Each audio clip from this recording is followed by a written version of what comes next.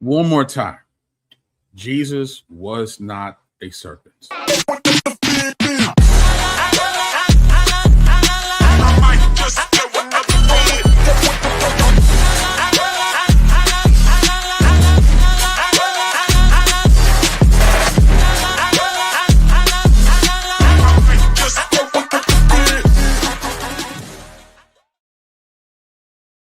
Yeah, what's going on, part of people, the place to be? I go by the name of the BK Apologist, transmitting all the way live.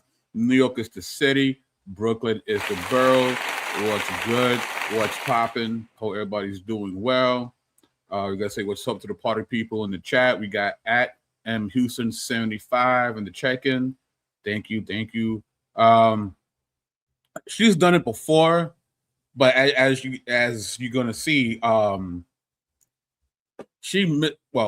get into it. And other people have joined in the fun, it seems, when it comes to this idea of Jesus being a serpent. But we'll get into that. Yeah, so if you like how it goes down with BK, you can show your appreciation via the PayPal link that's on top of the chat. Or, okay, wait, what's going on here? Yes, please share the link. Tell a friend that's him again. You know, we're up to 5K. We're shooting for 6K. Let's see if we can do that before year's end. We'll definitely appreciate if that can happen. And like I said, the PayPal link is on top of the chat. If you like how it goes down with BK, and if you'd like to be a monthly supporter of BK, you can join the Patreon, where you can get an assortment of goodies to enhance your personal Bible study. So, yeah, I think she did make a claim of sorts, leaning in that area. And a good evening to you, Angela J10. Thank you for coming. But guys, man, please share the link to everyone that you can.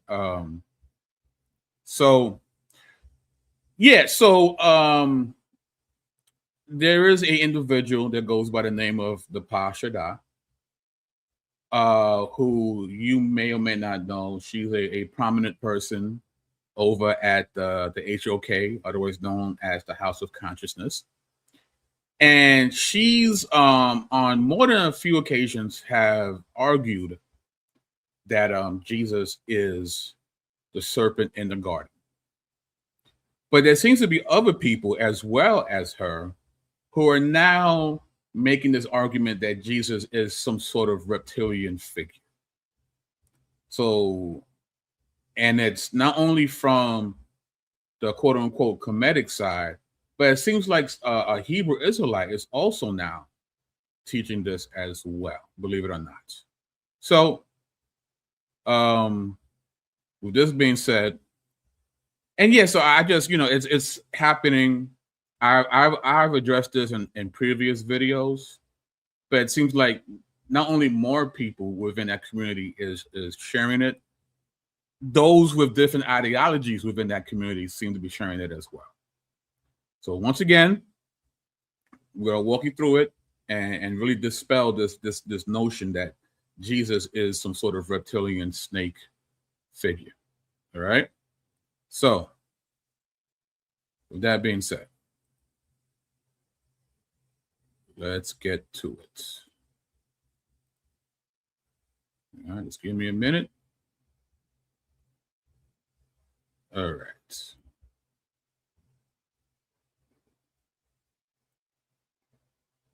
Make sure everything is working here. Yep. All right. Nepal's crazy. She's teaching this crazy stuff. And they started banging on her. They started going in on her. And then she took it on the road. She went to Killer Priest podcast. That, and I may not be the only one, that Jesus is the serpent in the garden. And by the way, I do have to also shout out Michael Heiser. Because back in 2009, when I was a hardcore Christian conspiracy theorist, I wasn't quite yet a Hebrew Israelite. By the way, I had become a Hebrew Israelite. I don't know if I have enough time to talk about that, but I'll kind of incorporate it in my story. So he was teaching a lot on the lines of the Gnostic teachings. You've been taught the serpent was evil, but Yahweh was the evil one. So that's very popular. You hear that? She said, you've been taught that the serpent was evil. And yes, that's what all the Hebrews believe. Now, all right, so you heard the clip. So let's look at it. All right. Actually, you know what? Hold on. I gotta do something here. Give me a minute. Talk among yourselves. I gotta do something real quick here.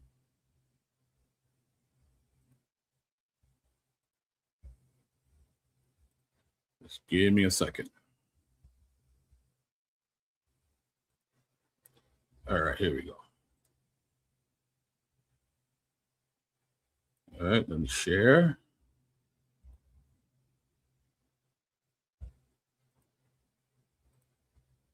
All right. So yeah, so one more time. So she shouts out Michael Heiser. And she says, so he was teaching a lot on the lines of the Gnostic teachings. You've been taught the serpent was evil, but Yahweh was the evil one. So that's very popular. So she brings up Michael Heiser. And it's somebody. He is now passed on. He's a scholar, very well known within ancient Near East studies, and it's somebody that I've really learned a lot from as well. So, well, I think.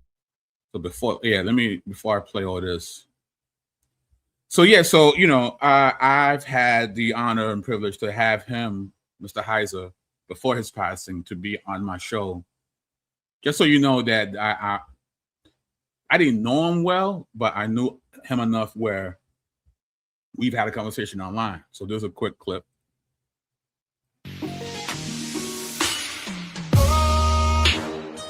Well, I think shows like yours ought to be known and promoted. Okay, they ought to be used and repurposed in Sunday school, in youth group.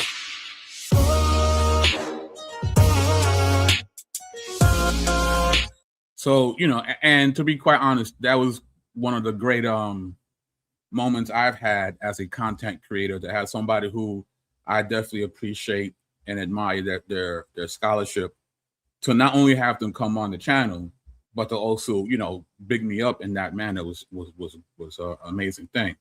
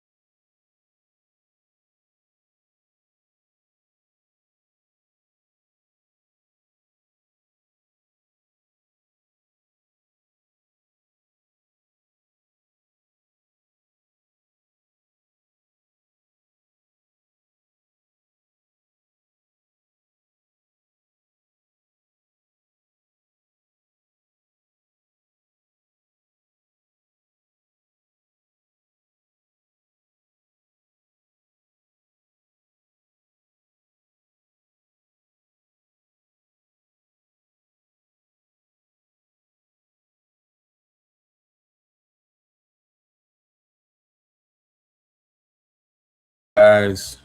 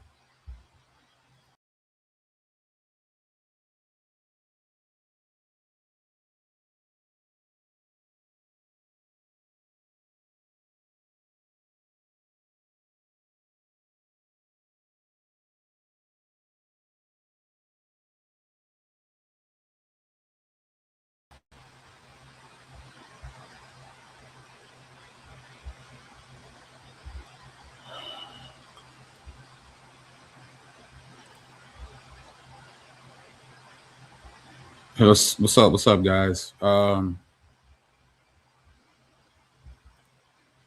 we go. We're back. So sorry about that. Um, so let's get back to it. Let me share my screen.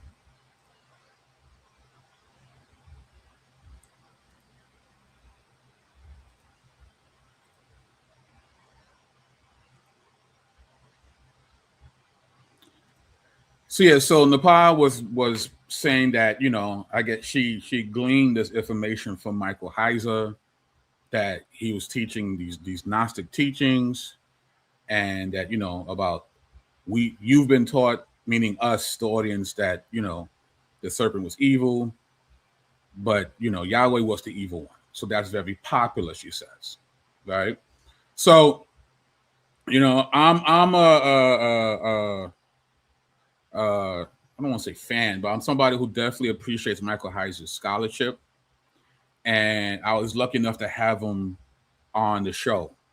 And I just want to play a clip of that, if I may. Okay.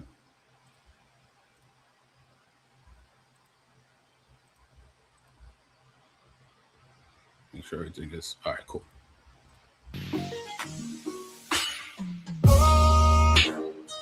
Well, I think shows like yours ought to be known and promoted. Okay, they ought to be used and repurposed in Sunday school, in youth group. So, like I was saying, it was great to have him on. We had a great discussion, and it was very humbling. I didn't expect him to say that, and to have somebody that you've learned so much from, to turn around and be like, what you bring to the table is valuable, meant a lot to me, So I've also taken online classes from the Awakening Theology School where he teaches. So this is my little certificate, right, for successfully completing the course Unseen Realm 101. And here's the completing the course of Unseen Realm 102. So I'm very familiar with Heiser's work. And so, when I see this, I tend to feel, a certain way, because I feel like, Nepal is misrepresenting Heiser's work here. Okay. And right. So this idea of Gnosticism, that somehow he was talking within the lines of Gnosticism, I just want to make sure that people understand his stance when it comes to Gnosticism. So this was an article of Truth Watchers and Inept Readers. This is posted by Mike Heiser, November 28th, 2020. He says, I know that some of you are already thinking, wait, doesn't Mike have a couple of lectures on YouTube about the heresy of Gnosticism? As a matter of fact, I do. Gnosticism is a heresy. I reject it. How then, you ask, does the headline make sense? Answer, it doesn't, because its content is produced by someone who either cannot read my material or won't listen to me on YouTube either. In a word, they are either inept or dishonest. So clearly, he is making it very known that he doesn't adhere to Gnosticism. It is heretical, and he rejects it. Okay. And in an Instagram post, in a video, he says, Gnosticism is nothing more than watcher theology. Beware of it. So Mr. Heiser was very adamant about not only not subscribing to it, but warning others to not subscribe to it as well. So now, did Nepal say verbatim that he is teaching Gnosticism and that Jesus is the serpent? Did she say those words exactly? No, she did not. But based on what she did say, one could easily infer that that's what she was conveying. And I have an issue with that, because this is not what Mr. Heiser was teaching at all. This is not what he subscribed to. This is not how he lived his life. He was an actual Christian, and he was teaching people with, the lay people like me, stuff that only gets circulated around in these ivory towers of academia. And, I'm very grateful for him doing that. And, and in my own little way, I'm trying to carry the torch and bring you this information to you guys as well. So what I want to do is be very charitable with Nepal and say that she misunderstood the videos or the stuff, the articles that he's written. And she's not the only one, right? So it's not that she doesn't, everybody understands she don't get it. No, a lot of people misrepresent what he teaches. And unfortunately, because of that, people will look at these people and just assume that Heiser is a heretic when he's far from it. All right. So she's also said that, and she there was some nuance. She said that she's not the first to ever bring this up, this concept of Jesus being the serpent, right? But she's one of the first within the conscious community. But to give you some historical backdrop, though, right? One of the first times we hear this claim is a Gnostic treatise known as the Testimony of Truth.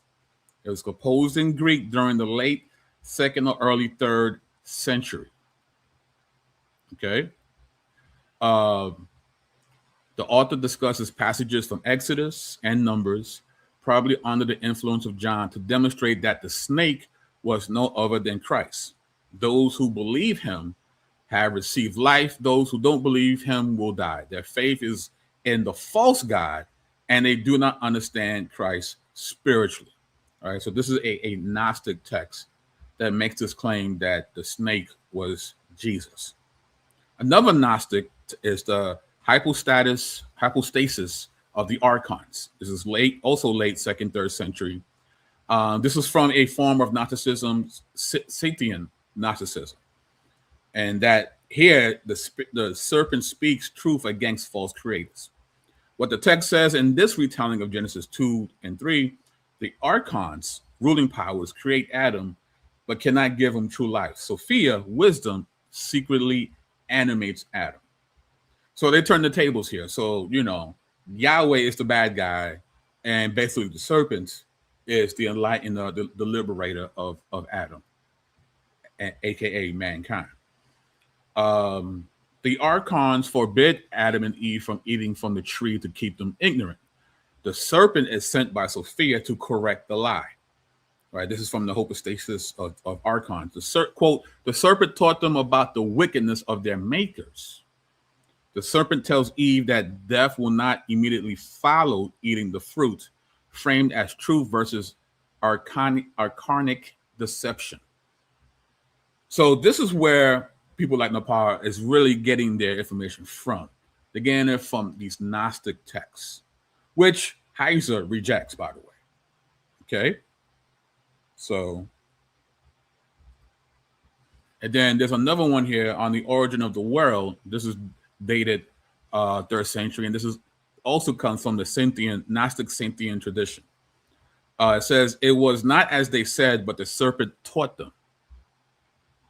Right? The serpent was as instructor sent by divine wisdom. This text expands the Eden story even more dramatically. The rulers cursed the serpent because it exposed their lie. Eve is praised for listening to the serpent, is explicitly aligned with Eponia, divine insight. So again, these collection of Gnostic texts, they subvert the Genesis account, and they make the serpent the good guy. Right? And not only is he the good guy, he's also Christ, who is against the evil God, in this case, Yahweh. Right? This is the Gnostic tradition here. Okay. So let's read again from Genesis 3, verse 1. Now the serpent was more crafty than any other beast of the field that the Lord God has made. He said to the woman, did God really say you shall not eat of any tree in the garden? Right? This is where we get introduced to the serpent, the Nakash, right, in the Hebrew. So we really don't have to guess who this Nakash is. There was never a need for the Gnostics to come up with this idea that it was Jesus, because the Bible itself lets us know exactly who this individual is. And we find out in Ezekiel 28, starting in verse 11. Moreover, the word of the Lord came to me, Son of man, raise a lamentation over the king of Tyre, and say to him, thus says the Lord. Now, this is a lament against the king. And what Ezekiel is going to do is compare the king of Tyre with this individual that we meet in the garden. And by doing this comparison, we actually get to find out the identity of the Nakash in the garden. So with that being said, you are the signet of perfection, full of wisdom and perfect in beauty. You were in Eden, the garden of God. Every precious stone you're covering, sardius, topaz, and diamond, beryl, onyx, and jasper, sapphire, emerald, and carbuncle, and crafted in gold were your settings and your engravings. On that day you were created, they were prepared. You were an anointed guardian cherub. There you have it. The Nakash that was in the garden was an anointed guardian cherub. I placed you. You were on the holy mountain of God, because Eden was actually on a mountain. In the midst of the stones of fire, you walked. You were blameless in your ways from the day you were created till unrighteousness was found in you. In the abundance of your trade, you were filled with violence in your midst, and you sinned. So I cast you as a profane thing from the mountain of God, and I destroyed you, all guardian cherub, from the midst of the stones of fire. Your heart was proud because of your beauty. You corrupted your wisdom. For the sake of your splendor, I cast you to the ground. I expose you before kings to feast their eyes on you. So he was perfect, full of wisdom. But because of his hubris and pride, that wisdom that was so amazing got corrupted. So the Gnostics is like, no, he enlightened Adam and Eve, enlightened them with a corrupting form of wisdom. This guardian cherub. Okay? It wasn't Jesus, it was a cherub. It was one of these celestial angelic beings. It wasn't Jesus. Right? And in the beginning, essays on creation motifs in the ancient Near East in the Bible by Bernard E. Battle, he says that the serpent was a semi-divine creature with wings and feet like the seraphs in Isaiah 6, verse 2, whose function was to guard sacred persons and sacred objects, such as the tree of divine wisdom. So this being had a job. It was a guardian cherub. And their job was to guard the tree.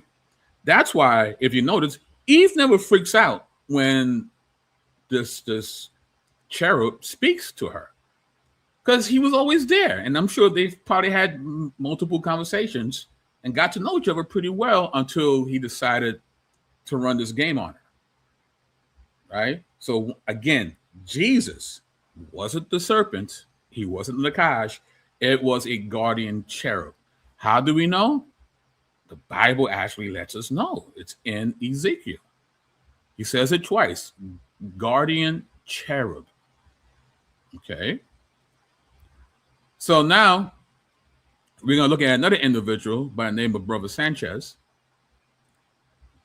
So let me get this video so you get this next clip going. Talk amongst yourselves. Talk amongst yourselves. All right, so let's see here. Let's get to it. All right. Okie dokie, here we go.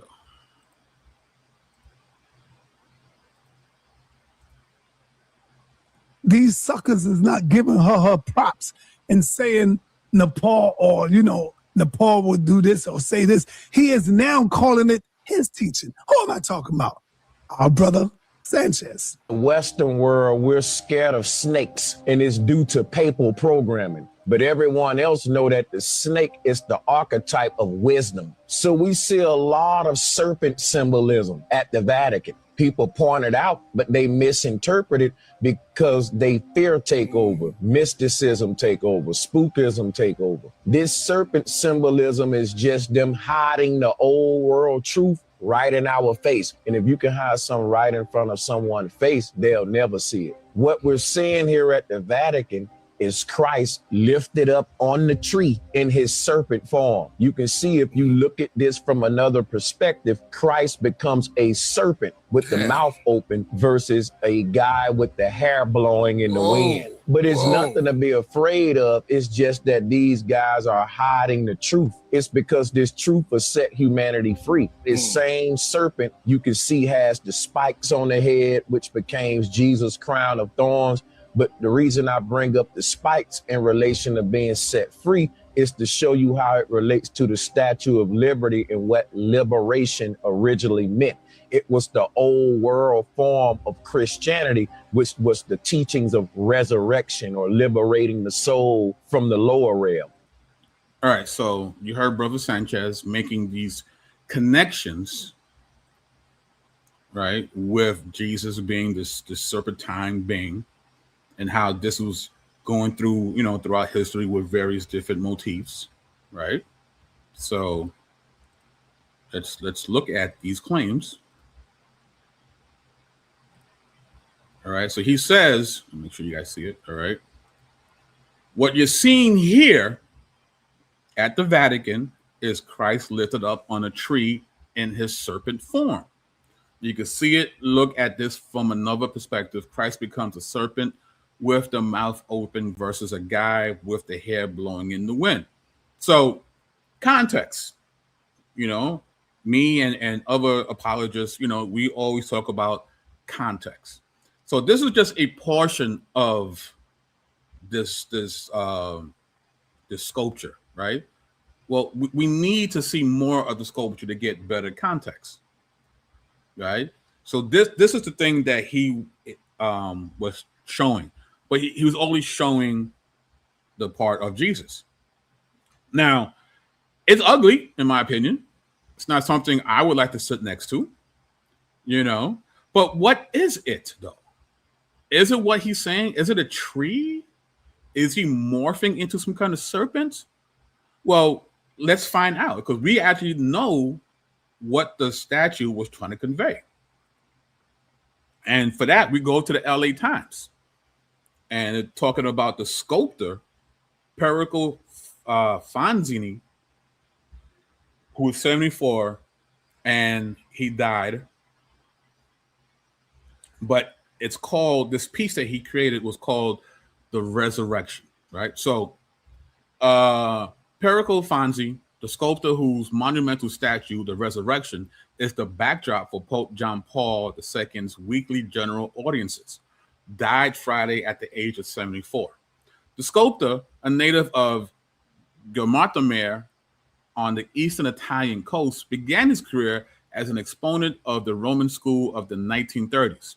His early wooden pieces, characterized by their simple style, led to the stark later figures, which fashioned almost exclusively in metal, particularly bronze. The Vatican commissioned Fanzi to provide a work for its modern auditorium. The result was, quote, The Resurrection, a statue depicting Christ rising from a nuclear bomb crater. It was unveiled by Pope Paul in 1977 and dominates the stage of the Vatican Hall. So what you're seeing, let me go back here, according to the sculptor, is Jesus rising above a nuclear crater. It's not a tree. And it's meant to be very stark and very eerie, because it was showing that Christ can triumph through all adversities, including, the potential of a nuclear war. That was the point being made here with this piece. not him metamorphing into a serpent on a tree. Okay, that's not what happened here.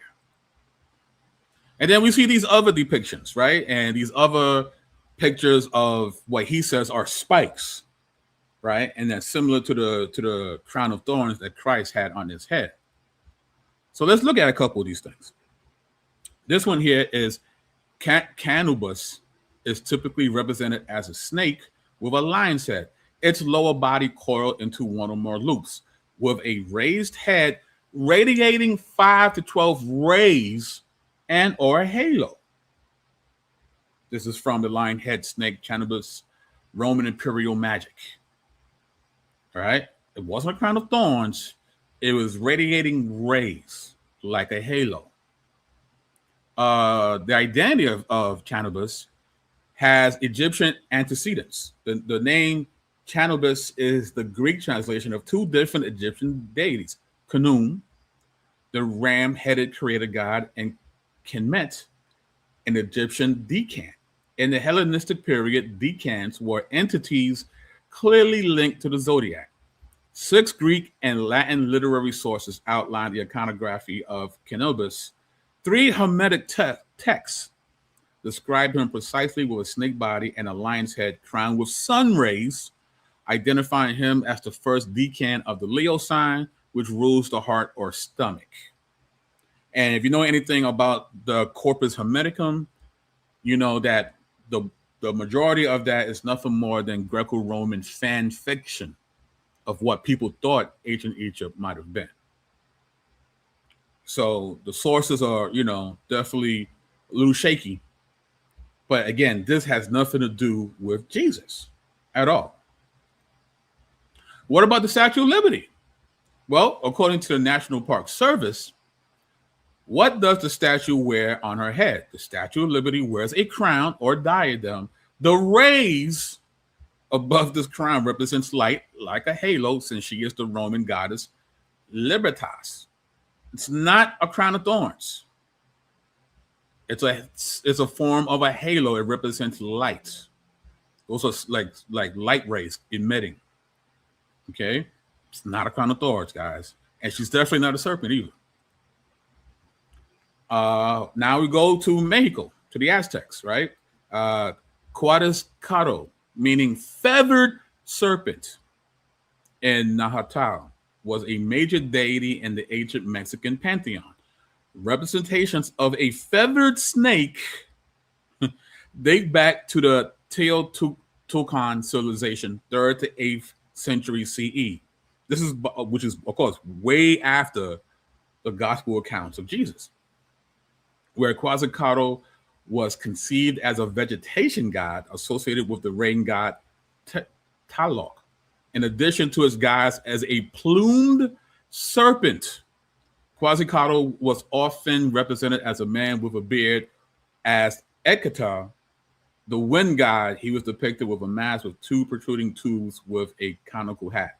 So that thing around him, that's plumage. He's a feathered serpent, a plumed serpent, according to Encyclopedia Britannica. It's not spikes. It's not even rays of light in this case. It's plumage. It's plumage. And here's another one. He doesn't show you the whole photo, the whole picture, but here's a one with more detail. This is Serapis, 1791. This is not from antiquity. This is a recent artist rendering of how they saw Serapis. And once again, rays of light emitting from his head. So what does this all mean? Well, what we're seeing here is a case of parallelomania. Now, what is parallelomania? Well, this is a phrase that's been coined by Samuel Sandmel in the Journal of Biblical Literature, 1962, and he defines it as that extravagance among scholars which first overdoes the supposed similarity in passages, then proceeds to describe the source and derivation of implying connection flowing from an inevitable or predetermined direction. These two things are similar, they look alike, therefore there must be some connection. He's saying that this is fallacious. And Brother Sanchez went through a whole segment of showcasing parallelomania, or as they say in the conscious community, lookership as opposed to scholarship. All right? So now we have even Sarnetta gets into the game. And on the 30-minute mark, he says that the serpent didn't lie. It wasn't that lie. It was the God of the Elohim lie or something like that, where they say you eat of this fruit, that day you will surely die, right? So if you go back and read the story, you'll see that everything that the serpent told them is the same thing that God told them. Yeah, is that true? Right? So in Genesis 2, God says, but you must not eat from the tree of knowledge of good and evil, for on that day you will eat from it, you will certainly die. He never says on that day. He just says that you will die. And then here comes Genesis chapter 3, verse 4. No, you will certainly not die, the serpent said to the woman. And then we go to Genesis 5, verse 5. So Adam's life lasted 930 years. Then he died. God warns them, if you eat from here, you're going to die. Satan, who's the good guy, according to the Gnostic text, says, nah, you're not going to die. They eat it. They get kicked out the garden. And then Adam, he lives a life, very long life, and then what happens? He died. So who was not telling the truth here? Yahweh or Satan? The guardian cherub, right? All you gotta do is read. All you gotta do is just keep reading and you'll see. All right. So now we get into this other part of the Bible where, Jesus himself makes the comparison between him and this bronze snake that gets erected in the book of Numbers. And people run with this and say that the snake actually is Christ. But again, context is always king, right? So let's read the passage and then let's get some cultural context. Numbers 21. Then he set out from Mount Horeb by way of the Red Sea to bypass the land of Edom, but the people became impatient because of the journey. The people spoke against God and Moses. Why have you led us up from Egypt to die in the wilderness? There is no bread or water, and we detest this wretched food. Then the Lord sent poisonous snakes among the people, and they bit them so that many Israelites died. The people then came to Moses and said, we have sinned by speaking against the Lord and against you. Intercede with the Lord so that he will take the snakes away from us. And Moses interceded for the people. Then the Lord said to Moses, make a snake image and mount it on a pole. When anyone who's bitten looks at it, he will recover. So Moses made a bronze snake and mounted it on a pole. Whenever someone was bitten and he looked at the bronze snake, he recovered. Now, for those of us who live in the modern era, we look back at this passage and it looks incredibly strange and weird. But we have to understand this passage not from our cultural context, but from theirs. And something that I constantly share from John Walton from the Lost Word of Genesis 1, he says this. As a result, we're not looking at ancient literature to try to decide whether Israel borrowed from some of the literature that was known to them. It is to be expected that the Israelites held many concepts and perspectives in common with the rest of the ancient world. This is far different from suggesting literature was borrowed or copied. This is not even a case of Israel being influenced by the people around them. Rather, we simply recognize the common conceptual worldview that existed in ancient times. We should therefore not speak of Israel being influenced by that world. They were part of that world. A lot of times we forget that. We put Israel in this vacuum and thinking that there is no connection with the other parts of what we now call the ancient Near East. but they were part of that part of the world. So they're going to have similar understandings and concepts like their neighbors, because that's where they're from. All right, that's really important to understand. The texts serve as sources of information for us to formulate the shape of each culture's way of thinking. In most areas, there is more similarity between Israel and its neighbors than there is between Israel and our 21st century world. As another example, even though today we believe in one God, the God of Israel, and therefore share with them this basic element of faith, the views of deity in the ancient world served as the context for Israel's understanding of deity. It is true that the God of the Bible is far different from the gods of the ancient cultures, but Israel understood its God in reference to what others around them believed. Right? And that's something we have to understand. God made his presence known and made sure they understood how unique he was by showing the difference between who he was and the surrounding deities that were, orbiting that part of the world. This is how they understood. So God didn't introduce brand new ways of understanding to understand Yahweh. God worked with the set of concepts that they had to show how he's different, right? So with that in mind, what was about the snakes, right? And that culture, we have to understand their understanding of snakes, right? And in the Dictionary of Deities and Demons in the Bible, page 615, the use of snake images to effect a cure of venomous snake bites is consistent with the ritual symbolism of snakes in the ancient Near East. In Egypt, which of course they're coming out of, right, in Numbers, snake amulets would be worn by the living or the dead to ward off venomous snakes. The Uraeus serpent protected gods and kings from danger. Because of his snake nature, the king was immune to snake venom and could cure others. Protective snake figurines are also found in Mesopotamia, including reliefs and amulets of two snakes entwined. The symbol was later inherited in Greek culture as the healing symbol of Alceopus.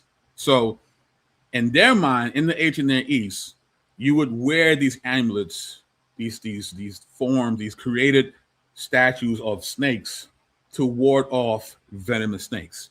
And the king would have these things to show how he was immune to snake venom and that he can cure others. In Jacob Milgram's commentary on Numbers from the JPS Torah commentary, he says, the homeopathic use of snakes is a distinctive feature of ancient Egypt. Again, this is where they come from. A serpent-shaped amulet was worn by the living to repel serpents and also by the dead, often mummies, to ward off attacks by serpents and other reptiles in the netherworld. Thus, at the time of Moses, the belief prevailed in Egypt that images of serpents would repel serpents as well as heal wounds caused by them. It is likely no accident that a copper image of a snake was found in Timnah, the copper mining region near Eliat on the Red Sea, dating from between 1200 to 900 BC. So with that understanding, right, in ancient Egypt, they believe that if you wore these snake amulets, these snake figurines, that not only would it ward off the snakes, it will also cure you from venomous snake bites. And the person that usually had this was the king, right? So now they just left Egypt. They are grumbling against Yahweh, and Yahweh sends these snakes, and they're dying. And they say, okay, we messed up. Moses, talk to Yahweh. Can you figure something out? Yahweh says, all right, make this bronze snake, put on the pole so everybody looks at it, they'll be healed. Now remember, the king is the one that has this snake that can repel and cure snakes. So what is being conveyed here by Yahweh to Israel? He's king. But he has to say it in a manner in which they can understand. He's king. How do we know he's king? He raises the bronze snake, because they come from a nation and a culture in which the Nasut Bidi, the Pharaoh, would have these snakes to do just that. But Yahweh is the ultimate Pharaoh, right? So he doesn't have to wear an amulet. He just props one up on a pole and is like, hey, just look at it. No incantations, no hocus pocus. Just look at it and you're good. So I am far greater than any king you've seen in Egypt. This is the point. So stop your complaining and let's get to it. Let's get to this promised land. All right, that's the point. That's the point. So now we're gonna go and we're gonna look at a Hebrew Israelite of all people making a similar connection between Jesus and a serpent. All right, so, and a lot of you are going to know who this person is.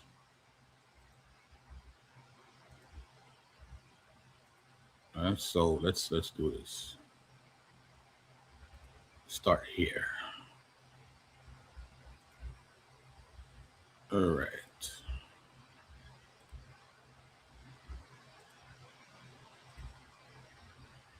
Fiery serpent. Is he the messianic figure? Is he a bad serpent? Is it a bad reptilian? A shape-shifting, falling one, as they say? Or is it a savior, a delivering reptilian? Let's talk about it. When you look at commentaries, they understand that the first serpent, some say Ahaz, but that's not true. Ahaz was not inflicting affliction on the Philistines. He actually was getting defeated by the Philistines, so it's not Ahaz. Uzziah, the commentaries know that the first serpent is Uzziah. The commentaries will tell you that the second serpent is Hezekiah. Only certain commentaries would say that the flowery-flying serpent that comes from the adder is, in fact, who the world calls Jesus Christ, real name Yahushai, the Messiah. Let's take a look at a 17th century commentary, Gill, scholar and theologian, Hebrew linguist, and he actually quotes, look what he says the Targum says. The Targum applies the passage to the Messiah. Here's the rendering of the Targum. For out of the children of Jesse, in the which Uzziah and Hezekiah were, shall come forth the Messiah. And indeed, he did come from Uzziah and Hezekiah. And his works shall be among you as a flying serpent. What is the Targum? You might say, well, what is the Targum and why does that even matter? The Targum is the Aramaic scrolls, because some linguistic scholars believe that the ancient Paleo-Hebrew was fake. So Hakah here is making the claim that Jesus, according to this Targum, right, that Jesus is the promised Messiah who is a flying serpent, right? That he is a good reptilian, that he is our savior reptilian, right? So yes, let's look at what he said again. Hold on. He says, we understood that as children of Jesse, which is King David's father, having King David, and then David having Uzziah, and Uzziah having Hezekiah, and eventually the Messiah coming forth from that line, that lineage, and being the flying fiery serpent, the Messiah, Jesus. So he brings up a commentary from Gill, right? Well, I too have this commentary. So let's read more of the context to see what this commentator is saying. So, for out of the serpent's root shall come forth a cockatrice, that is from the posterity of Uzziah, king of Judah, who greatly annoyed the Philistines, for which reason he is compared to a quote unquote serpent. He's being compared to a quote unquote serpent. When you see quotes like that used in this manner, it's so called like that he's being referred to as a serpent. It does not mean that the commentator believes that he is a serpent. The commentator is simply stating that the text is using the serpent as a metaphor to explain this individual.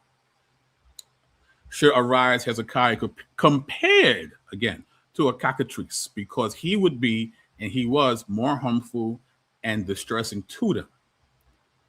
A fiery flying serpent, not the fruit of the cockatrice, but of the serpent, and intends the same as before. Hezekiah likened to such a creature because of the fury and swiftness with which he was to come and did come against the Philistines. These are all metaphors and similes.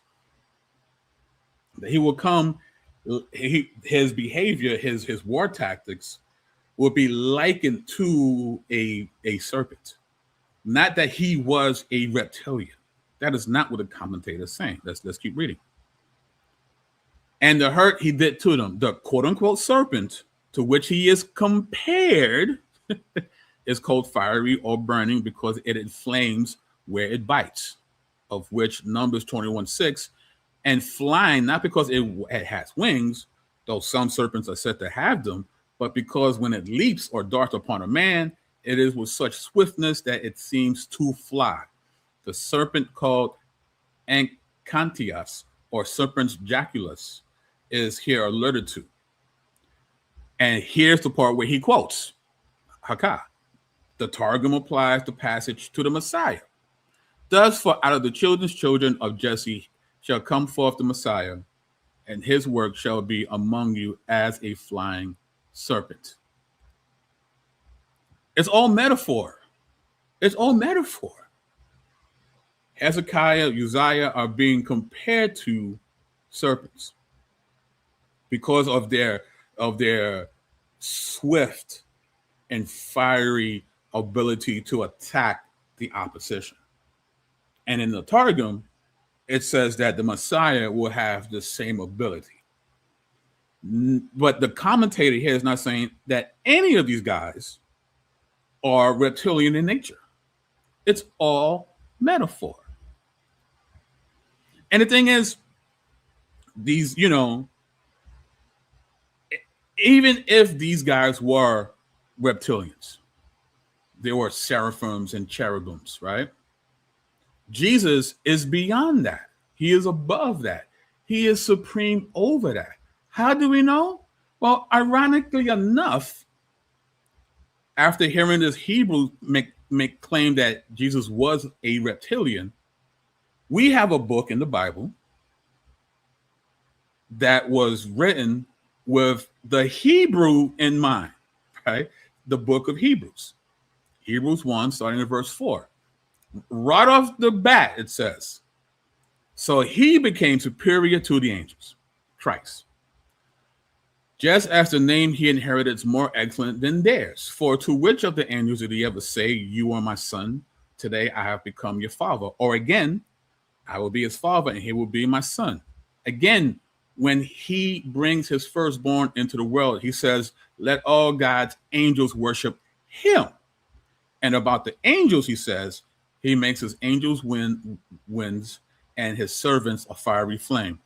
But to the Son, your throne, God, is forever and ever, and the scepter of your kingdom is a scepter of justice.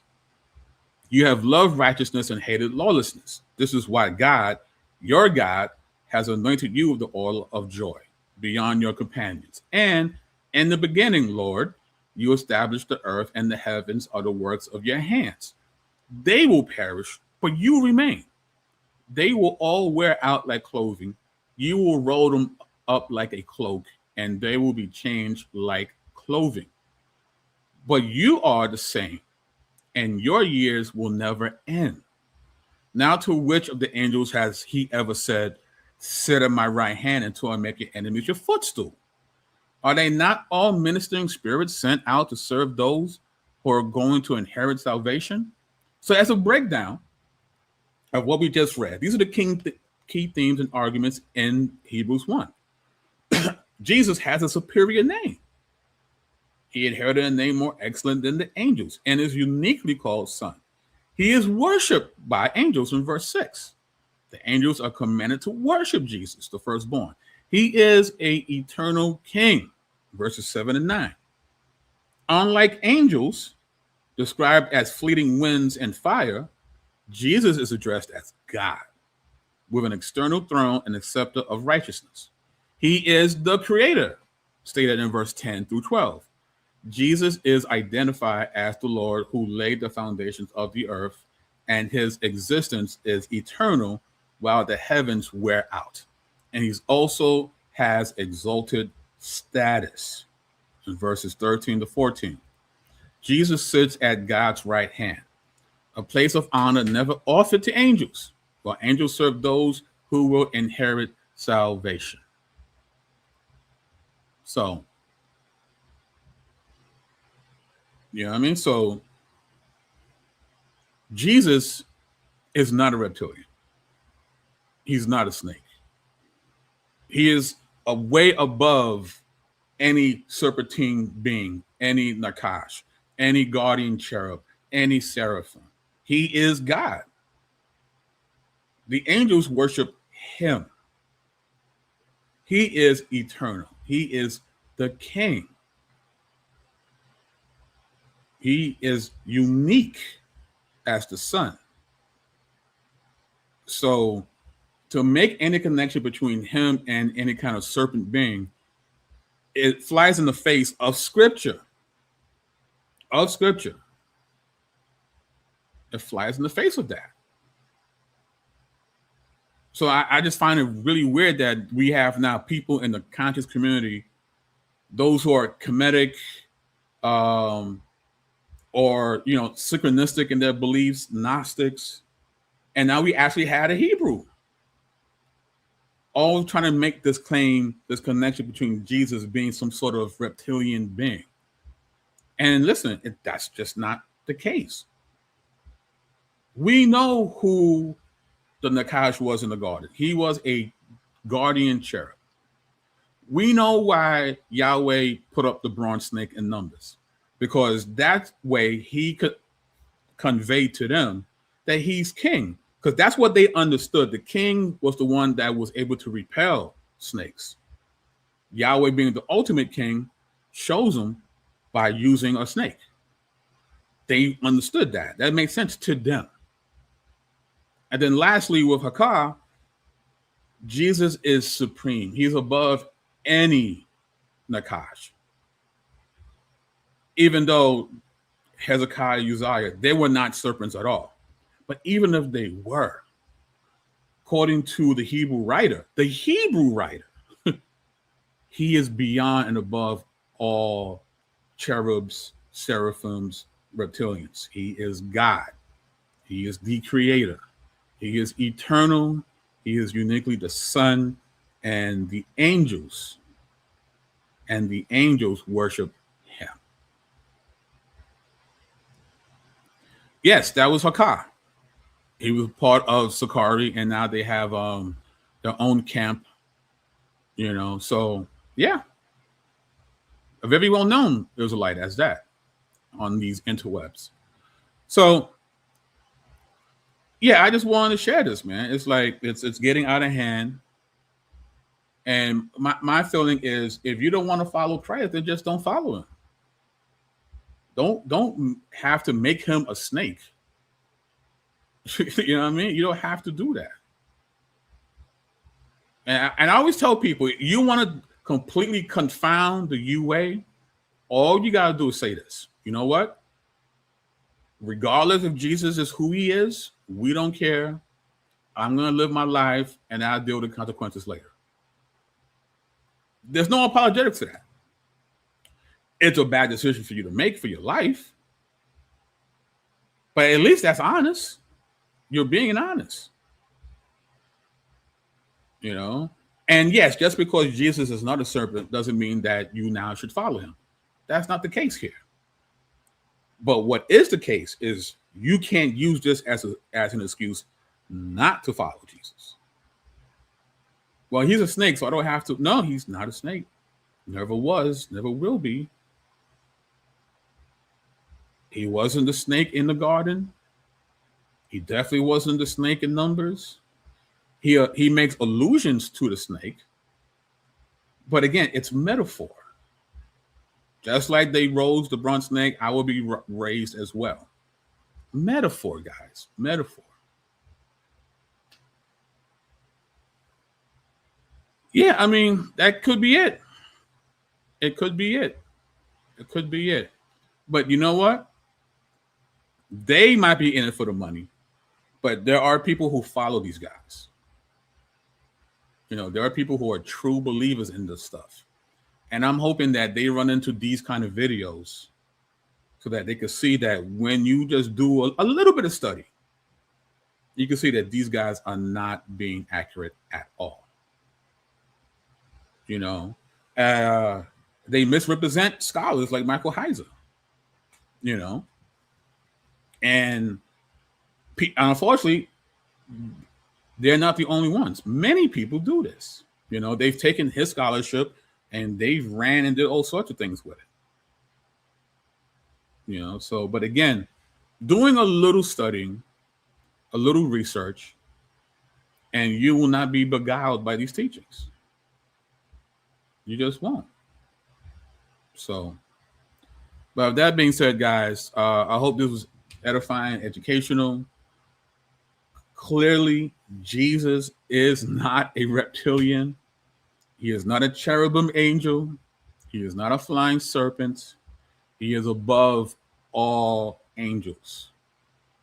He is not an angel. He is God. He's the eternal King, the unique Son. That's who he is. And the angels worship him. And with that, BK sign off. Peace.